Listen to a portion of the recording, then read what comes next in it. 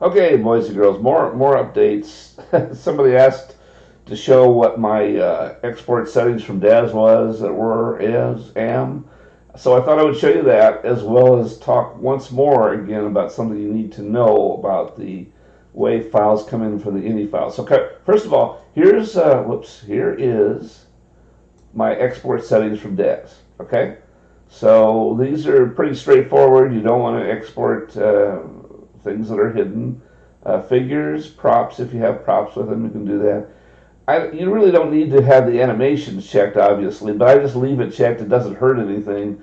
And if you have other animations, if you're exporting other than just for avatars into CC3, this is helpful. Locks and limits. And somebody's even responding on my previous video. By the way, the Dropbox version that I linked to is always the latest version. So you can always check to see if you've got the latest version, and that's what I'm doing right now. Okay, morphs, you put in morphs, limits, locks. The morphs, you bake in here. So because with clothing, you can have morphs that you can translate over, but otherwise all the morphs have to be baked in, which they are. And so up here, FBX 212, 2012 binary. You don't embed the textures, you don't collect the textures, you don't have to merge in, do anything with the textures at all. You do want to merge clothing if you're going to do clothing, and then these two, and that's basically it. You'll accept it and overwrite. It always has these two at least. It has to have, normally, it has to have both the figure and eyelashes. If it doesn't have eyelashes, Real Illusion fixed it, so it adds these eyelashes to it, but then you have to make them invisible. They never cover that. Someday I may cover tips and tricks on all this stuff about hidden things, about why some figures can't come in and how you can overcome that, but I'm not going to do that this morning because I got to eat breakfast and get a little rest. So anyway, so those are my settings for DAS. And then the other thing I wanted to show you is, here's a figure that comes in. Looks like this guy's really oiled up. This is, I've mentioned this before, but it's always worth mentioning that because of the way that they process it, they should correctly invert these layers, and they don't.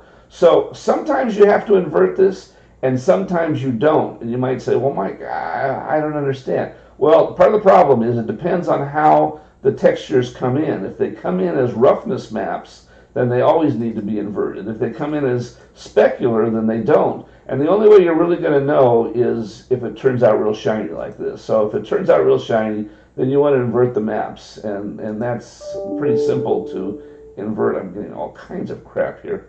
Okay, I normally turn all that stuff off. So you just go ahead and invert the maps if that happens. It's not a disaster. Let's see if you can, yes. So that comes out fine. Hopefully they'll fix that. I've got a trouble ticket in for that too. They recognize when you do the load all materials. I think I've shown you that before on the other videos. You come up here, to load all the textures for when we have clothing. This correctly recognizes DAS textures and will invert the maps properly.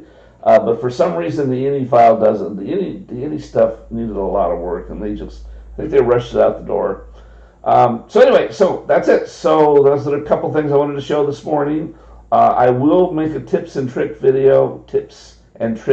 video soon, so that you can get all your characters in, because you really can't import just about every character from DAS that fits the Genesis model mode.